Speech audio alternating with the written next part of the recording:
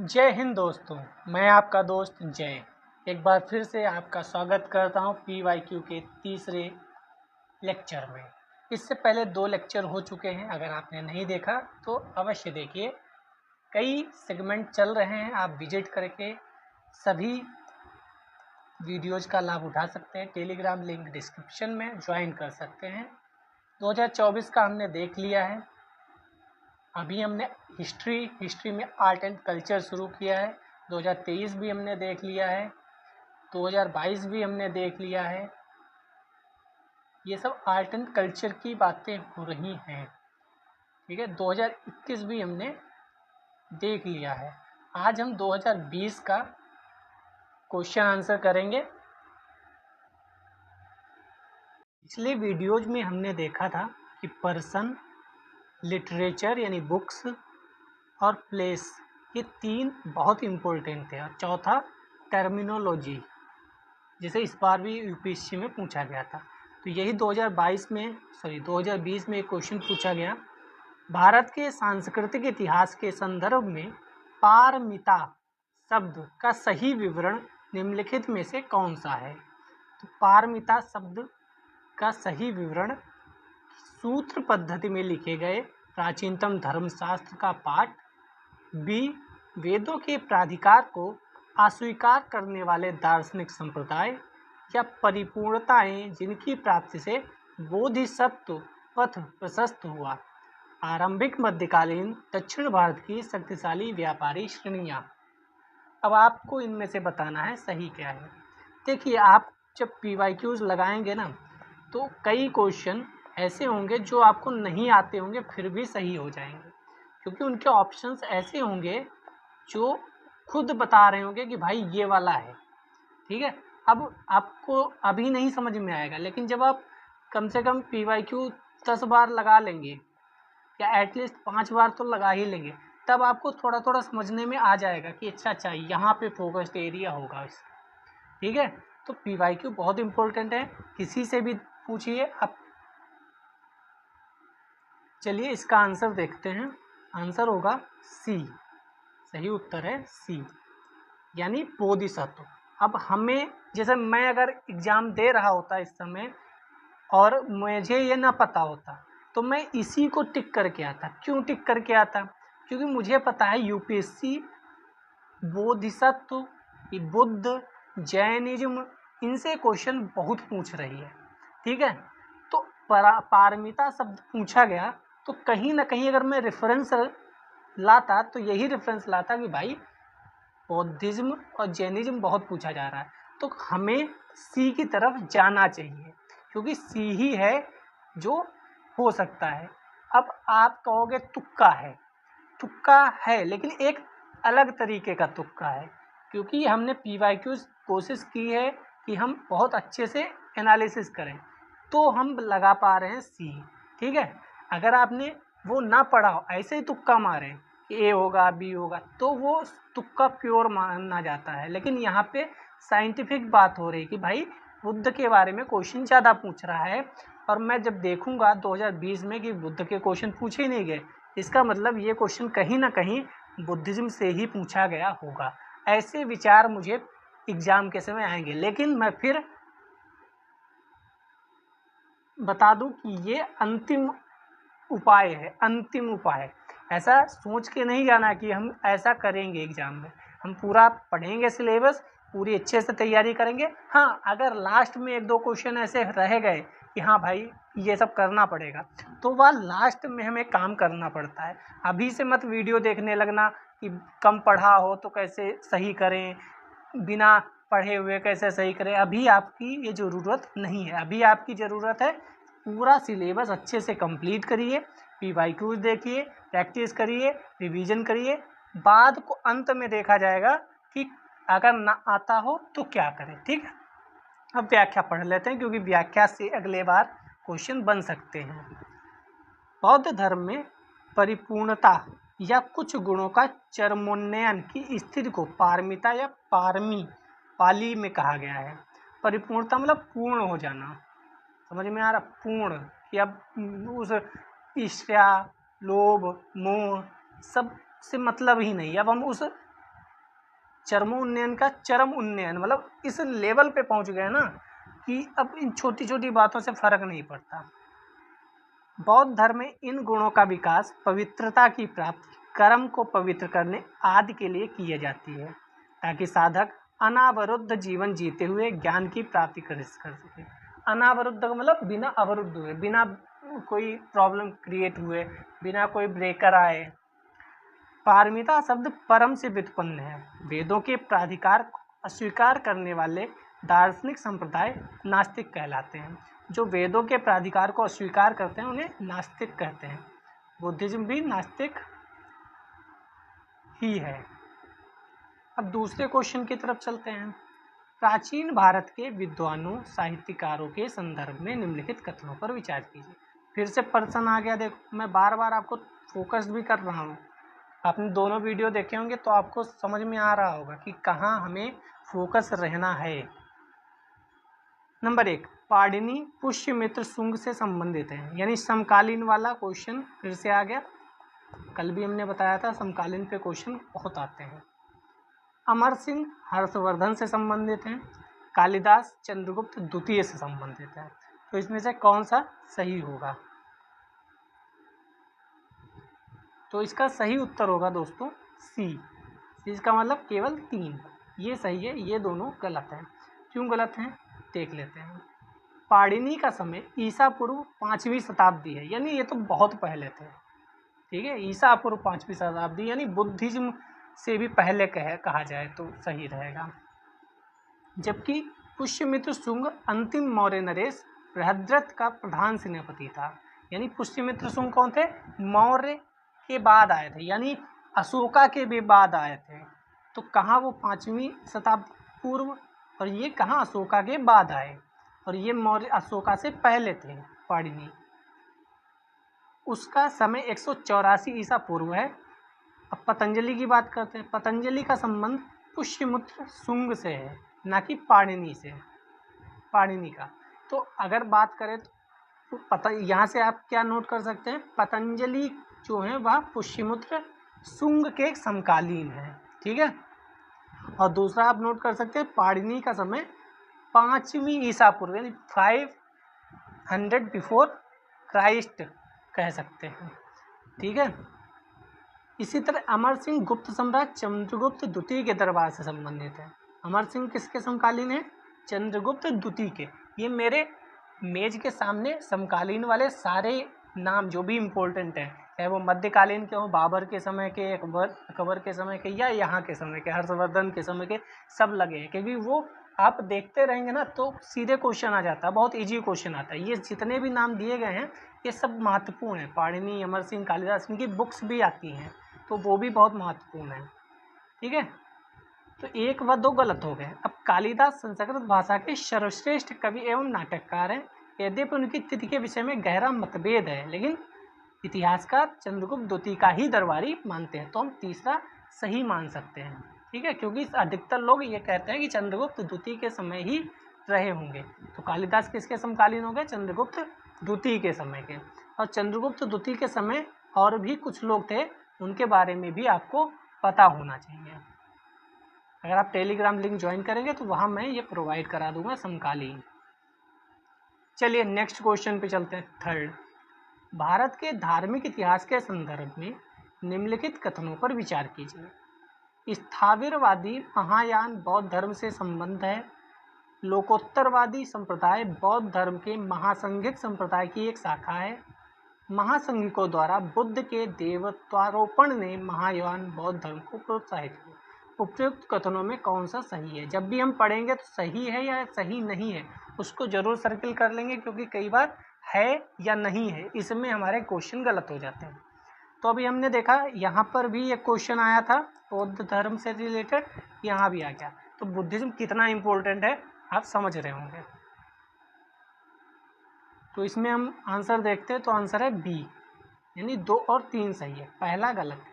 पहला क्यों गलत है? तो पहला इसलिए गलत है क्योंकि स्थाविरवादी जो है वो महायान बौद्ध धर्म से संबद्ध नहीं है। बौद्ध धर्म की कई शाखाएं हैं, फिर वो भी शाखाएं कई शाखाओं में बटी हुई हैं। ये पूरा आपको क्लियरली पता होना चाहिए। आपने जहाँ से भी पढ़ाई की होगी वहाँ उन्होंने बढ़िया से नोट्स बनवाए होंगे, वो आपको पता होना चाहिए अच्छे से।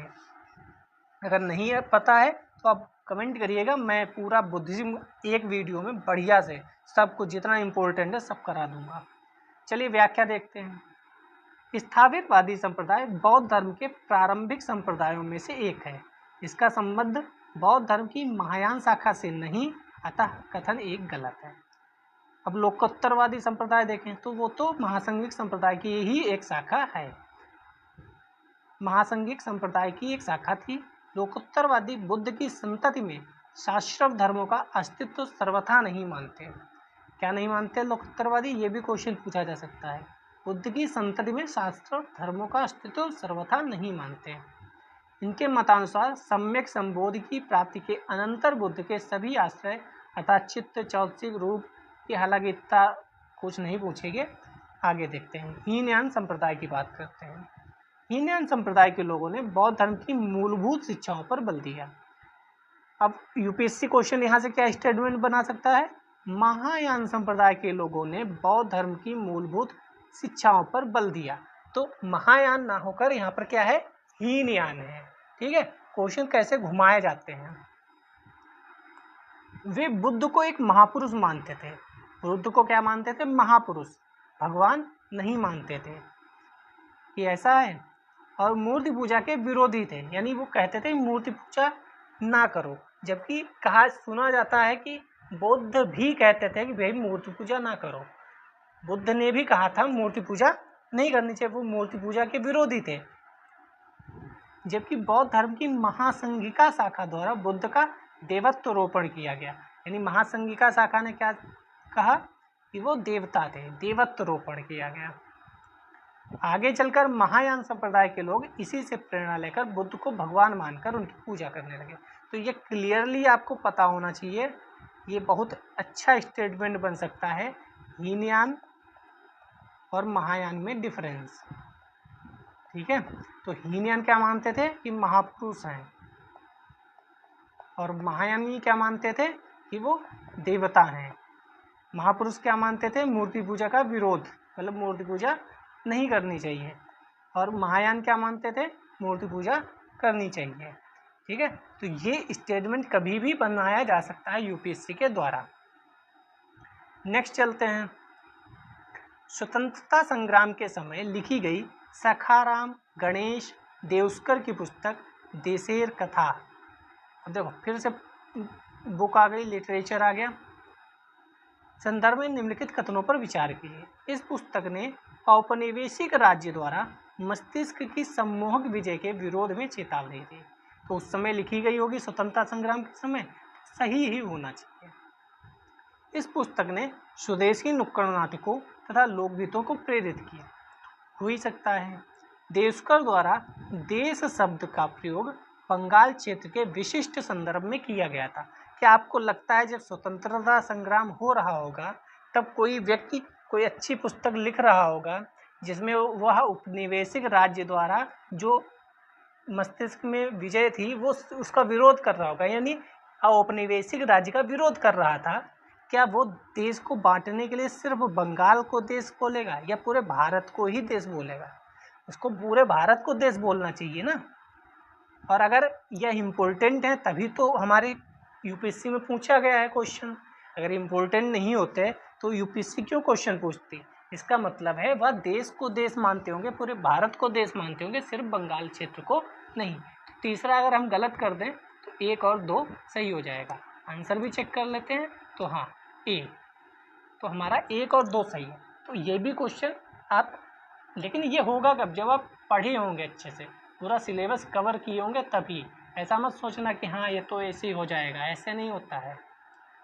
देशेर कथा हिंदी अनुवाद देश की बात, महान क्रांतिकारी विचारक लेखक सखाराम गणेश देउस्कर द्वारा लिखित क्रांतिकारी बांग्ला पुस्तक है। इस पुस्तक में देश शब्द का प्रयोग बंगाल क्षेत्र के लिए नहीं अपितु संपूर्ण देश के संदर्भ में किया गया है।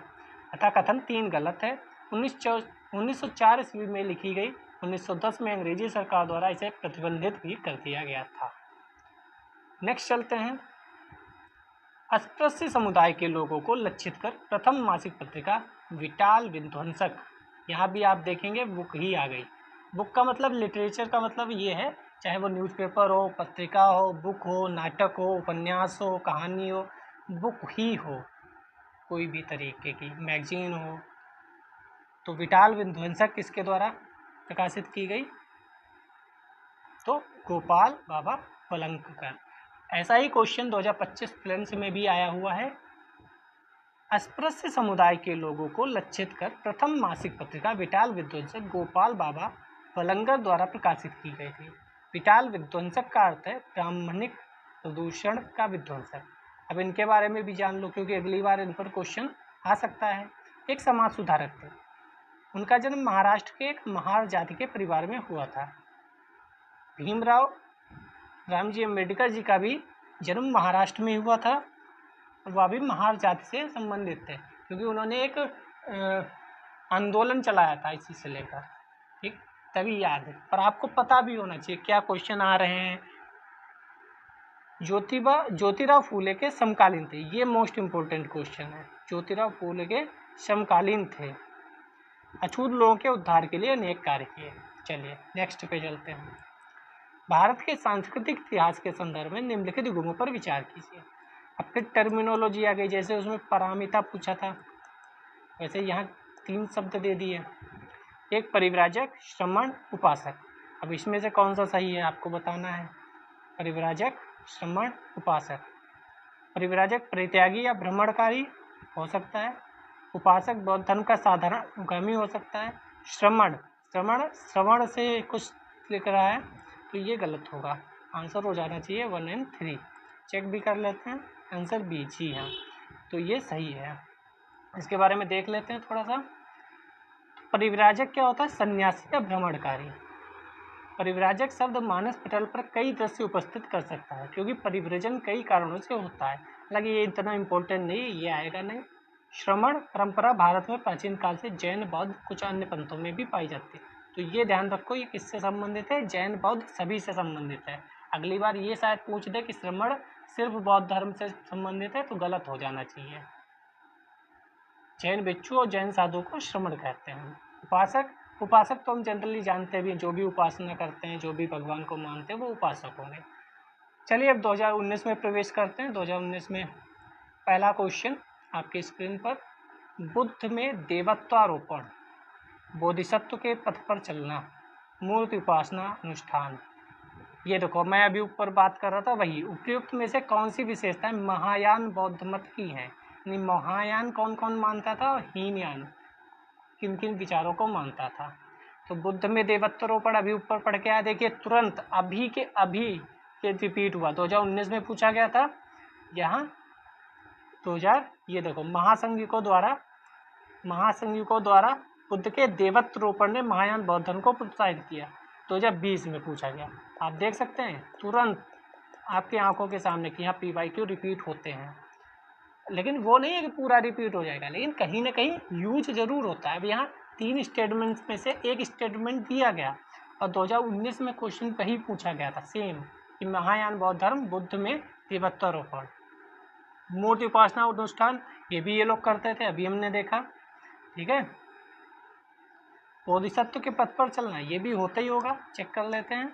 डी, हाँ 1 2 3 तीनों सही है। आपको तुरंत पता चल गया कि हाँ PYQ रिपीट हो रहे हैं, और ऐसा नहीं है कि 2 साल 5 साल 10 साल पुराने। अगर 2025 में पूछा गया तो हो सकता है वही 2026 में पूछ दिया जाए। ऐसे कई, अभी जियोग्राफी का हम करेंगे तो वहाँ भी कई ऐसे क्वेश्चन है जो रिपीट होते हैं, मतलब इस साल पूछा गया, अगले साल फिर पूछ दिया जाएगा। चलिए पढ़ लेते हैं। महायान बौद्ध धर्म की एक शाखा है, इसमें बुद्ध को देवता के रूप में स्थापित किया गया है, मूर्ति पूजा अनुष्ठान को मान्यता मिली है। इसके अतिरिक्त इसमें बोधिसत्व के पथ पर चलने की भी बात हुई है। महायान गुणों के स्थानांतरण को भी मान्यता देता है। नोट क्या है? महायान का आदर्श बोधिसत्व है। बोधिसत्व करुणामय माने गए हैं, जो समस्त प्राणियों को प्रबोध के मार्ग पर चलने में सहायता करने के लिए स्वयं की निर्वाण प्राप्ति विलंबित करते हैं। ये मानव अथवा पशु किसी भी रूप में हो सकते हैं। अब ये स्टेटमेंट वो इम्पोर्टेंट हो गया, ये मानव अथवा पशु किसी रूप में भी हो सकते हैं। अगर ये स्टेटमेंट बना दिया जाए तो कितने लोग सही करके आएंगे? किसी को लगेगा कि पशु के रूप में भी हो सकते हैं क्या? महायान का आदर्श बोधिसत्व अब लोकितेश्वर था, जिसे पद्मपाणि भी कहा जाता है। अमिताभ, मंजूनाथ, इसके अलावा वज्रपाणि, मैत्रेय, भावी आदि भी बोधिसत्व। सिंपल क्वेश्चन बनेगा, अमिताभ, अवलोकितेश्वर, मंजूनाथ, मैत्रेय, ये क्या है? नीचे लिखा होगा बोधिसत्व, ये वो नाटककार और सब लिखा होगा, तो हमें पता होना चाहिए बोधिसत्व है। चलिए नेक्स्ट क्वेश्चन पे चलते हैं। किसके राज्य में कल्याण मंडप की रचना मंदिर निर्माण का एक विशिष्ट अभिलक्षण था? जो आप नोट किए उसमें मंदिर भी नोट करें, ये भी बहुत महत्वपूर्ण है, ये भी कई बार पूछा जाता है। किसके राज्य में कल्याण मंडप की रचना मंदिर निर्माण का एक विशिष्ट अभिलक्षण था? चालुक्य, राष्ट्रकूट, चंदेल या विजयनगर? आंसर देख लेते हैं, विजयनगर। अब विजयनगर से भी आप देखेंगे कि कई बार क्वेश्चन रिपीट हुए हैं। अभी हम ये सिर्फ आर्ट एंड कल्चर देख रहे हैं, अभी इसका एंशिएंट 2024, 23, 22, 21 का, इसका मिडेवल 2024, 23, 22 का, और इसका मॉडर्न 2024, 23, 22, 21 सब देखेंगे। तो अभी केवल हम आर्ट एंड कल्चर देख रहे हैं, उसमें इतने क्वेश्चन आ रहे हैं। विजयनगर साम्राज्य बहुत इम्पोर्टेंट है, इसके एक राजा हैं, वह भी बहुत इम्पोर्टेंट है, 2024 में उन पर क्वेश्चन पूछा गया था। कल्याण मंडप की रचना विजयनगर साम्राज्य की मंदिर निर्माण शैली का विशिष्ट अभिलक्षण है। इसमें दैवीय विवाहों का आयोजन किया जाता है। अगली बार ये भी पूछ सकता है इसमें क्या होता है, तो देवीय विवाहों का आयोजन, देवताओं का विवाह। नेक्स्ट चलते हैं, प्लेस आ गया। तीसरा क्वेश्चन, निम्नलिखित युग्मों पर विचार कीजिए। पंढरपुर चंद्रभागा नदी पर है। इस बार भी नदी पे स्थित क्वेश्चन आए थे। यमक किस नदी पर है? कौशल किस नदी पर है? आपने देखा होगा 2025 प्रीलिम्स का पेपर मैंने कराया है, आप देखेंगे उसको, तो रिपीट हो रही है थीम, आप नोट करते रहें थीम। मैंने तो एक पेज बना लिया था, ठीक है, उस पर लिख लिया था ऊपर एंशिएंट हिस्ट्री, मिडेवल हिस्ट्री और मॉडर्न हिस्ट्री, जो भी थीम थी उसको मैं लिख लेता था। पर्सन, प्लेस, लिटरेचर, विजयनगर साम्राज्य, अशोकाभिलेख, ऐसे विदेशी यात्री, विदेशी, और इसमें मिडेवल में विदेशी आक्रमण, अकबर, और जो भी मंदिर और जो भी इम्पोर्टेंट है उसको थीम, आप भी ऐसा बना लें थीम और लगा लें अपने टेबल के सामने। अगर आप सब्सक्राइब कर लेंगे, टेलीग्राम लिंक ज्वाइन कर लेंगे, आप पर्सनल मैसेज भी टेलीग्राम पे कर सकते हैं, जो भी पूछना हो पूछ सकते हैं। अगर आपने साथ बनाया रखा तो मैं आपको बीच में नहीं छोड़ूंगा, आपकी नैया पार करवा के ही रहूँगा, आपको हर एक बारीक चीज़ पे फोकस्ड कराता रहूँगा, आपको बताता रहूँगा बेटा ऐसे नहीं ऐसे करो, भाई ऐसे नहीं ऐसे करो, बिटिया ऐसे नहीं ऐसे करो, क्योंकि मुझे पता है कि क्या क्या चीज़ें आप लोग अभी शुरुआत में नहीं करते होंगे। जब आप 10 साल पढ़ाई कर लेंगे, जब आप 6 साल 5 साल पढ़ाई कर लेंगे, तो आप भी मेरी तरह बन जाएंगे, आप भी समझाने लगेंगे कि भाई ऐसे नहीं ऐसे पढ़ाई करो, क्योंकि एक्सपीरियंस बहुत मैटर करता है। आपको लग भी रहा होगा कि मैं बार बार ये क्यों लिख रहा हूँ, क्योंकि यही चीज़ है जहाँ फोकस्ड रहना है। वो कुछ ही एरिया हैं पूरे हिस्ट्री में जहाँ में फोकस्ड रहना है। इसका मतलब ये नहीं मैं बार बार बोल रहा हूँ सिलेबस पूरा पढ़ो, लेकिन उस सिलेबस को जब रिवाइज करो तो किसको 10 बार रिवाइज करना है, किसको 5 बार, किसको 7 बार, किसको 3 बार, ये PYQ बताएंगे। चलिए, तिरुचिरापल्ली कावेरी नदी पर, हम्पी मालप्रभा नदी पर, आपको इनमें से बताना है कि कौन किस नदी पर है। देख लेते हैं, ऑप्शन ए सही होगा, 1 और 2, तीसरा गलत है। अब देखो, आप इन 3 में से मैं गारंटी के साथ कह सकता हूँ सिर्फ आप हम्पी का नाम जानते होंगे, बाकी 2 का नाम नहीं जानते होंगे। तो बहुत रेयर है जो लोग जानते हो 2 का नाम। पंढरपुर, तिरुचिरापल्ली बहुत कम लोग जानते हैं, हम्पी बहुत ज़्यादा लोग जानते हैं। यूपीएससी ने हम्पी पे ही आपसे पूछा, हम्पी को ही उसने गलत दिया था, और अगर आप हम्पी पे गलत कर देते तो ये तीनों गलत हो गए थे।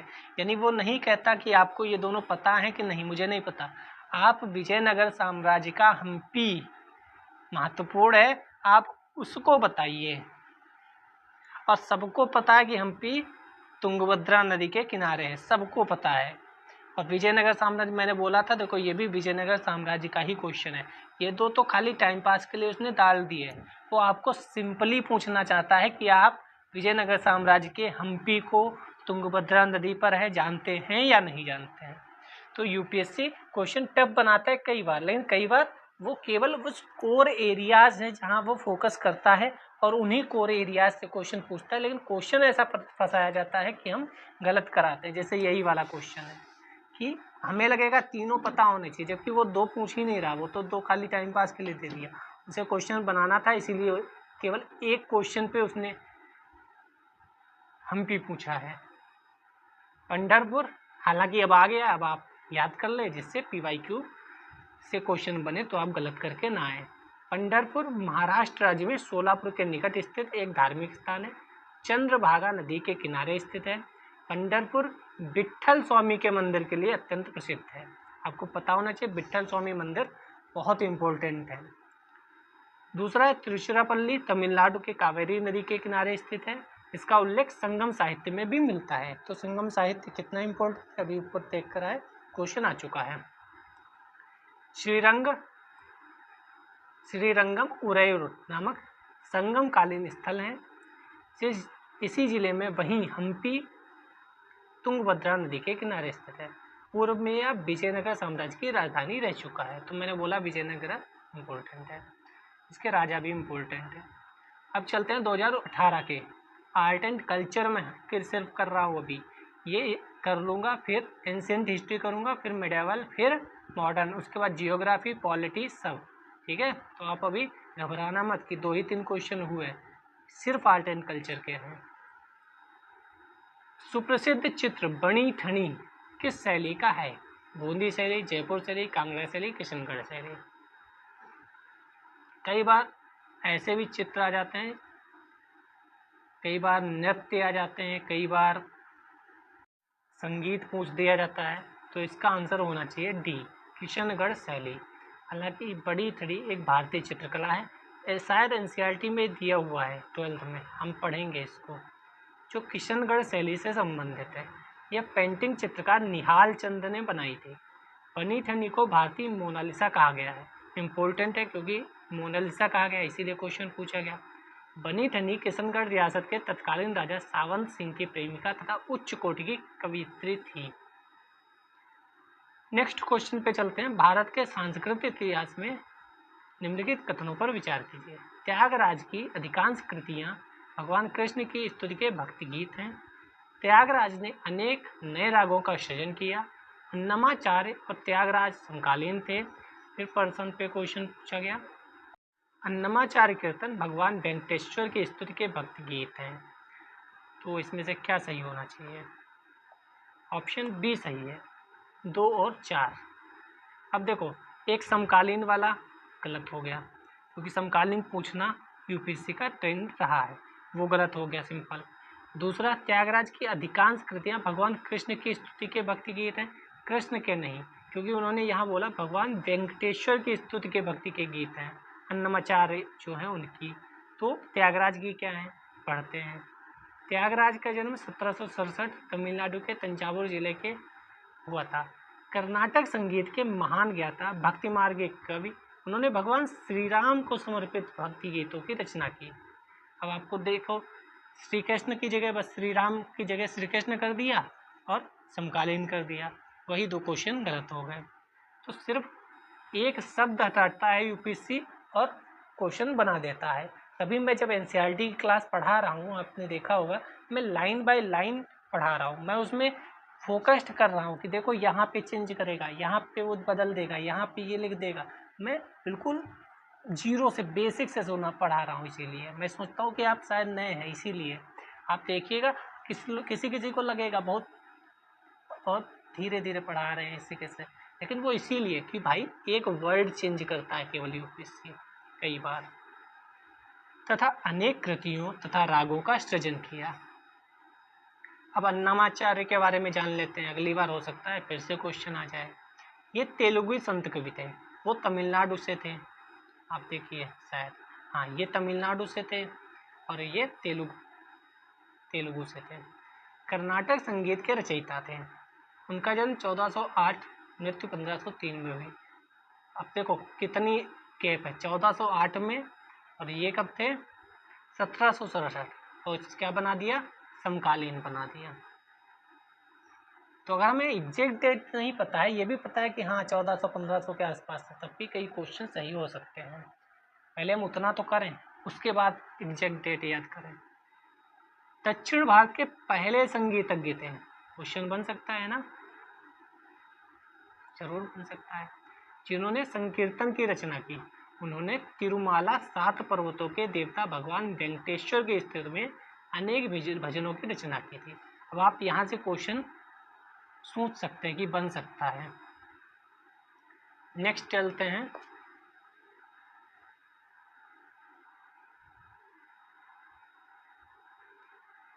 थर्ड क्वेश्चन, भारत की धार्मिक प्रथाओं के संदर्भ में स्थानकवासी संप्रदाय का संबंध किससे है? अब आप दिमाग लगा सकते हैं, जितना हमने अभी पढ़ा उससे दिमाग लगा सकते हैं कि किसका होना चाहिए। या तो बौद्ध मत होना चाहिए या जैन मत होना चाहिए। तो स्थानकवासी स्थूलभद्र एक थे, उनसे रिलेटेड था जैन मत। ऐसा था कि इधर पटना के आसपास ऊपर उत्तर भारत में समस्या हो गई थी, तो कुछ लोग जैनिज्म वाले दक्षिण भारत की ओर चले गए थे और कुछ लोग यहीं रुक गए थे। जो यहाँ उत्तर भारत में रुके रह गए उन्हें स्थानकवासी कहते हैं। अगर आपने पढ़ा होगा तो पता होगा। और जो चले गए थे उन्हें क्या बोलते हैं, वो आप कमेंट सेक्शन में बताना। स्थानकवासी श्वेतांबर जैन संप्रदाय का एक उप संप्रदाय है। बी जैन ठीक तो है। इसकी स्थापना 1653 के आसपास लवजी नामक एक व्यापारी ने की थी। इस संप्रदाय की मान्यता है कि ईश्वर निराकार है, अतः ये किसी मूर्ति पूजा नहीं करते। अभी आप बौद्ध मत से, अभी ऊपर महायान हीनयान देखा, वहाँ से क्या सीख सकते हैं कि अगली बार हो सकता है ये क्वेश्चन बनाया जाए कि स्थानकवासी ईश्वर निराकार है, इसकी जगह कर देंगे कि स्थानकवासी मानते हैं, यह संप्रदाय मानता है ईश्वर साकार है। और दूसरा स्टेटमेंट कहेंगे कि ये मूर्ति पूजा करते हैं। और दोनों क्वेश्चन बढ़िया सा स्टेटमेंट दोनों बना के क्वेश्चन बना देगा। क्या क्वेश्चन बनेगा, स्थानकवासी संप्रदाय के संबंध में क्या सही है। एक, इस संप्रदाय की मान्यता है कि ईश्वर साकार है। दूसरा, ये लोग मूर्ति पूजा करते हैं। एक और दो, दोनों, केवल एक, केवल दो, ना एक ना दो। क्वेश्चन बन गया। चलिए आगे बढ़ते हैं। भारत के सांस्कृतिक इतिहास के संदर्भ में निम्नलिखित कथनों पर विचार कीजिए। फतेहपुर सीकरी स्थित बुलंद दरवाजा तथा खानकाह के निर्माण में सफ़ेद संगमरमर का प्रयोग हुआ था। दूसरा, लखनऊ स्थित बड़ा इमामबाड़ा और रूमी दरवाजा के निर्माण में लाल बलुआ पत्थर और संगमरमर का प्रयोग हुआ था। हम 2018 में आ गए। ये मिडेवल का क्वेश्चन है। अभी तक एंशिएंट के ही अधिकतर क्वेश्चन थे। जो विजयनगर साम्राज्य है वह भी मिडेवल में ही आता है। तो आर्ट एंड कल्चर का मतलब क्या है, यहाँ हम एंशिएंट, मिडेवल, मॉडर्न तीनों के आर्ट एंड कल्चर पढ़ रहे हैं। तभी आप देशेर कथा वाला जब क्वेश्चन देखेंगे, अभी ये देशेर कथा वाला क्वेश्चन था, ये क्वेश्चन मॉडर्न हिस्ट्री का है। ठीक है, तो आप ये ध्यान रखना, आर्ट एंड कल्चर पढ़ रहे हैं, इसमें एंशिएंट, मिडेवल, मॉडर्न तीनों आ जाएंगी। ठीक है, चलिए इसका आंसर देख लेते हैं। आंसर होगा डी, ना तो एक ना तो दो। क्यों, अब इसका आंसर देखते हैं। अकबर के शासनकाल में फतेहपुर सीकरी में अनेक निर्माण कार्य किए गए, जिनमें बुलंद दरवाजा खानका प्रमुख है। इन निर्माण कार्यों में लाल बलुआ पत्थर का प्रयोग हुआ है, ना कि सफ़ेद संगमरमर का। तो संगमरमर का प्रयोग ना होकर लाल बलुआ पत्थर का प्रयोग हुआ है। और लखनऊ में बड़ा इमामबाड़ा रूमी दरवाजे का निर्माण ईंट एवं चूना पत्थर से हुआ है, ना कि किसी बलुआ पत्थर और संगमरमर। ये सिंपल ईंट और चूना पत्थर से हुआ है। आगे चलते हैं, नेक्स्ट क्वेश्चन। भारतीय इतिहास के संदर्भ में निम्नलिखित में कौन भावी बुद्ध है? अभी देखो ऊपर ही हमने कॉन्सेप्ट पढ़ाया था आपको, ऊपर ही एक व्याख्या में हमने पढ़ा था, यहाँ क्वेश्चन पूछ भी दिया गया। ये अवलोकितेश्वर, लोकेश्वर, पदमपाड़ ये अभी पढ़ के आए थे, अब मैं पूछ दिया गया क्वेश्चन यहाँ। मैत्रेय को ये लोग मानते हैं कि भावी बुद्ध हैं। इस परंपरा में यह मान्यता है कि इनका जन्म तब होगा जब मनुष्यों का औसत जीवन काल 84,000 वर्षों का होगा। यानी बस इतना याद रखना है, मैत्रेय जो हैं वो भावी बुद्ध हैं, आने वाले बुद्ध ऐसा कहा जाता है। चलिए नेक्स्ट क्वेश्चन पे चलते हैं। एक तरफ शिल्प दिया गया है, दूसरी तरफ किसी राज्य की परंपरा है, ये कहा जाता है। किस राज्य की परंपरा है? तो क्या पुथुक्कुली साल जो है तमिलनाडु में बनती है? सुजनी कढ़ाई क्या महाराष्ट्र से संबंधित है? उपाड्डा जामदानी साड़ी कर्नाटक से संबंधित है? कौन सा सही सुमेलित है, ये पूछा गया है।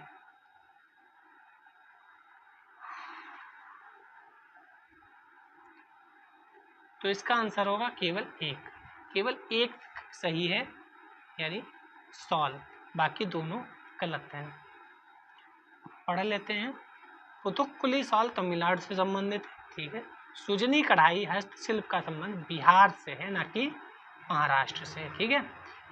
उपाड्डा जामदानी साड़ी का संबंध आंध्र प्रदेश से है, ना कि कर्नाटक से। सुजनी कढ़ाई उपाड्डा जामदानी साड़ी को जीआई टैग प्राप्त हुआ है, यानी जीआई टैग से भी क्वेश्चन आता है, लेकिन कभी कभी आता है। जैसे आप देखेंगे 2018 में आया हुआ है, लेकिन जीआई टैग इतने होते हैं कि मैं तो कभी याद नहीं कर पाता भाई। जीआई टैग मुझसे, हाँ कुछ रेयर हैं जो बहुत ज़्यादा फेमस है, जिससे इस समय बनारस की एक बर्फ़ी को जीआई टैग मिला था, तो वो याद हो गया अपने आप कि हाँ भाई बर्फ़ी बढ़िया लग रही है, ठीक है। बाकी जीआई टैग मुझे तो नहीं याद होते हैं, आपको याद हो तो याद कर सकते हैं। बाकी 2018 में एक बार क्वेश्चन पूछा गया था। सबका अपना अलग अलग होता है, कुछ लोग याद कर सकते हैं, कुछ लोग नहीं कर सकते हैं। नेक्स्ट क्वेश्चन, परंपरा दी गई है, राज्य दिया गया है। चपचार कुट त्योहार क्या मिजोरम का है? खोंग जाम परबा पाथा गीत मणिपुर का है? थांगटा नृत्य सिक्किम का है? अब आपको त्योहार बताने हैं, कल्चर से क्वेश्चन है। तो इसका आंसर होना चाहिए बी। एक और दो सही है, तीसरा गलत है, क्योंकि तीसरा अधिकतर सब लोग पढ़ते भी हैं। क्योंकि थांगता नृत्य मणिपुर की प्राचीन युद्ध कला है। मणिपुरी भाषा में थांग का से तलवार से, टा का से बर्छी से है। थांगटा यहाँ के धार्मिक अनुष्ठानों नृत्यों से भी जुड़ा है। मणिपुर की थांगटा युद्ध कला मणिपुर की अति प्राचीन मार्शल आर्ट हुएन लालों का ही प्रशिक्षण रूप है। इसका प्रचलन मणिपुर के मैत्री समुदाय में ज़्यादा है। तो किस समुदाय में है ये भी आप याद कर सकते हैं। बाकी खोंगजाम परवा मणिपुर का ढोलक का उपयोग करके बल्लाड गायन की एक शैली है, ये भी याद रखो, ठीक है। और यहाँ पे चपचार मिजोरम में फरवरी मार्च में जाने वाला कृषि से संबंधित पर्व है, तो कृषि से संबंधित पर्व है, ये भी याद रखिएगा आप। बीजों की बुआई शुरू करने से पहले खाली समय में यह त्यौहार मनाया जाता है। फसल चक्र से जुड़े 3 प्रमुख त्योहारों में से अन्य 2 मिमकुट, पावलकुट। अब नेक्स्ट बार क्वेश्चन क्या आएगा? मिमकुट, पावलकुट, चपचारकुट, ये क्या है? नीचे लिखा होगा नृत्य, फिर लिखा होगा संगीत, लिखा होगा त्योहार, लिखा होगा मछली, लिखा होगा चिड़िया, लिखा होगा कुछ भी। तो उसमें से आपको बताने ही ये त्योहार है मणिपुर के, ठीक है। तो ऐसे भी क्वेश्चन अगली बार पूछे जा सकते हैं। चलिए करते हैं 2017 का क्वेश्चन। पहला, ऋग्वेद कालीन आर्यों और सिंधु घाटी के लोगों की संस्कृति के बीच अंतर के संबंध में निम्नलिखित कथनों में कौन सा सही है? हाल ही में हमने एनसीईआरटी में चैप्टर कल ही पढ़ा था, ये वैदिक वाला और इंडस वाला। आपने नहीं देखा तो आप देख सकते हैं, उसका भी लाभ उठा सकते हैं।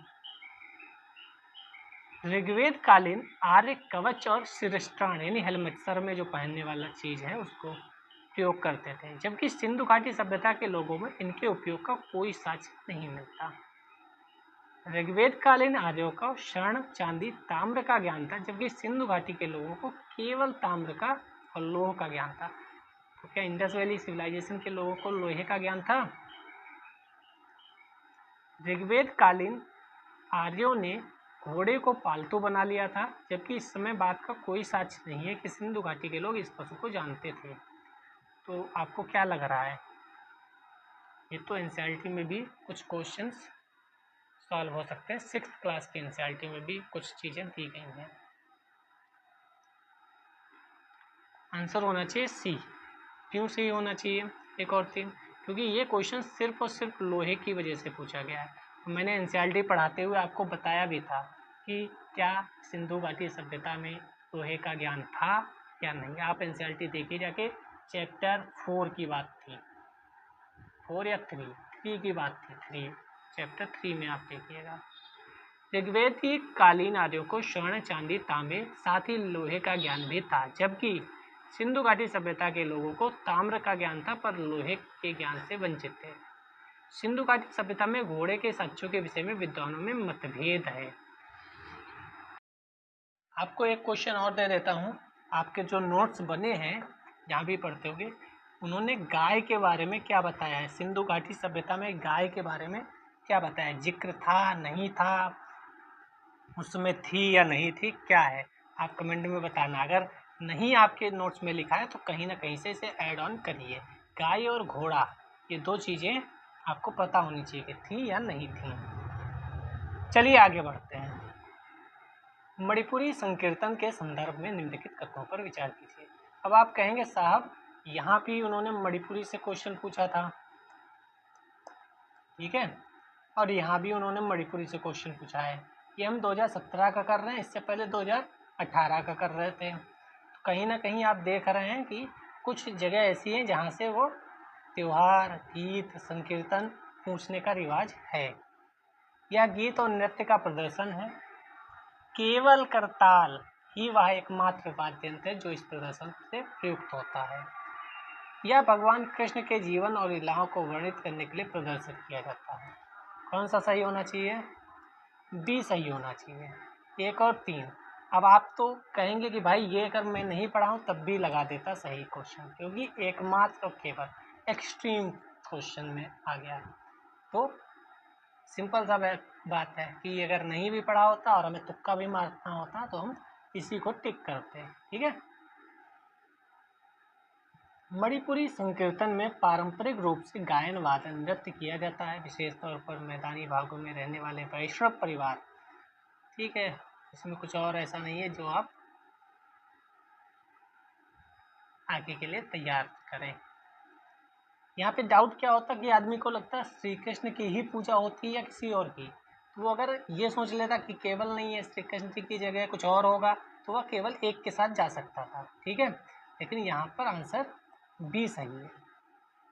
ऐसे डाउट आते हैं जब आप एग्जाम देने जाएंगे, सच में आपको डाउट आएंगे कि भैया कृष्ण को ऐसा तो नहीं है शंकर भगवान का नाम वहाँ पे कृष्ण कर दिया और ऑप्शन भी हमें दिख रहा है। अगर यहाँ पे उसने 1 और 2 करता तब तो हमें कोई डाउट नहीं था कि भाई बी ही सही होगा। लेकिन अगर उसने केवल 1 दे दिया तो इसका मतलब वो थोड़ा सा ट्विस्ट लाया है कि लोग सोचें कि यहाँ पर कहीं शंकर जी का नाम तो नहीं है, कोई कहीं राम जी का नाम तो नहीं है, कहीं किसी और का नाम तो नहीं है, ठीक है। तो ऐसे क्वेश्चन जब भी आते हैं तो वो फंसाने के लिए ऑप्शन जानबूझ कर दिए जाते हैं कि भाई तू यहाँ भी फंस। चलते हैं नेक्स्ट क्वेश्चन पर। भारत के धार्मिक इतिहास के संदर्भ में निम्नलिखित कथनों पर विचार कीजिए। सौत्रांतिक और सम्मितीय जैन मत के संप्रदाय थे। आप देख रहे होंगे उतनी देर से हमने 2-3 क्वेश्चन ऐसे देख लिए जो संप्रदाय से संबंधित, चाहे वो जैन हो और चाहे वो बौद्ध संप्रदाय हो।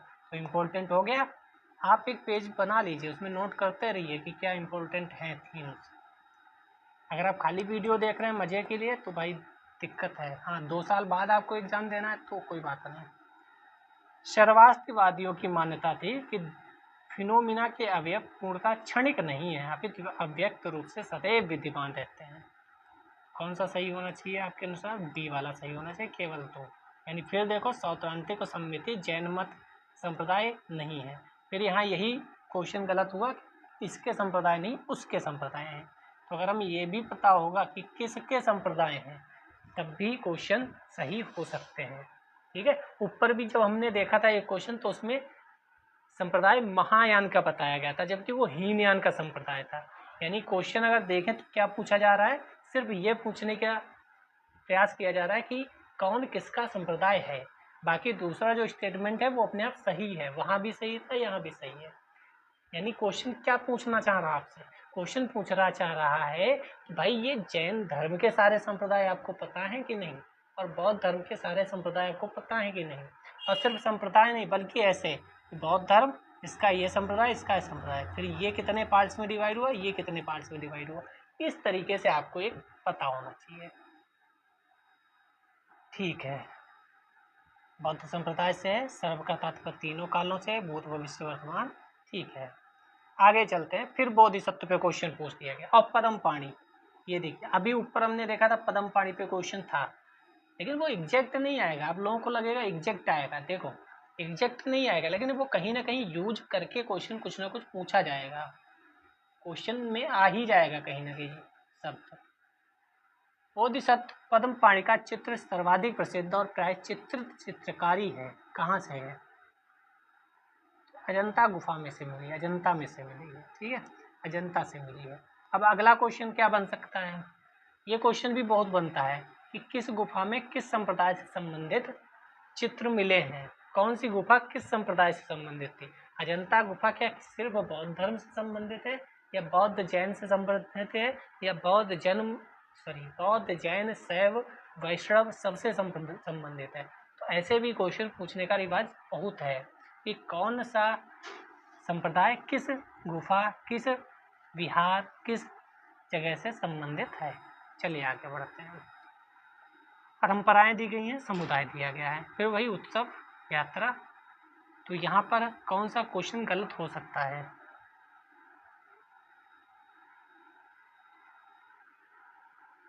सही पूछा गया है, हाँ सही पूछा गया, तो केवल एक ऑप्शन सही होगा। चेक भी कर लेते हैं। जी हाँ, केवल एक ऑप्शन सही है, तो ये दोनों गलत है। चलिहा साहेब उत्सव सिंधियों का उत्सव है, ठीक। नंदा राज जात यात्रा नंदा देवी मंदिर उत्तराखंड की है। वारवारकारी विठोबा देवता महाराष्ट्र का है। ठीक है, अगला चलते हैं। निम्नलिखित में से कौन से सूर्य मंदिरों के लिए विख्यात है? ये एक क्वेश्चन ये भी पूछा गया था, सूर्य मंदिरों का क्रम कहाँ पूछा गया मुझे याद नहीं आ रहा, शायद किसी कोचिंग संस्थान ने पूछा होगा शायद, लेकिन ये पूछा गया है कि सूर्य मंदिर ऊपर से नीचे तक का क्रम। कई बार ये भी पूछ लेंगे कि पहले कौन बना, फिर कौन बना, फिर कौन बना, फिर कौन बना। सूर्य मंदिर टॉपिक इम्पोर्टेंट है, ये आप याद रखिए। तो कौन से सूर्य मंदिरों के लिए विख्यात हैं? ओंकारेश्वर, अरसवल्ली, अमरकंटक। तो तीनों होने चाहिए, ऑप्शन देख लेते। केवल एक, सिर्फ अरसवल्ली जो है वहाँ संबंधित, पढ़ लेते हैं। अरसवल्ली सूर्य मंदिर आंध्र प्रदेश में है। अमरकंटक विंध्य सतपुड़ा श्रेणियों का मिलन स्थल है। ओंकारेश्वर शिव मंदिर है। तो अरसवल्ली सिर्फ है सूर्य मंदिर, ओंकारेश्वर शिव मंदिर है। ठीक है, तो ये थे आज के क्वेश्चन आंसर। आपको कैसे लगे आप कमेंट सेक्शन में ज़रूर बताइएगा कि इसको चालू रखें या बंद कर दें। लाइक कब शेयर तो कर ही दिया होगा, टेलीग्राम लिंक डिस्क्रिप्शन में ज्वाइन कर सकते हैं। एनसीईआरटी का बैच चल रहा है, उसे भी आप ज्वाइन कर सकते हैं। मिलते हैं नेक्स्ट वीडियो में, तब तक आप बने रहें और पढ़ाई करते रहें। और जय हिंद, जय भारत।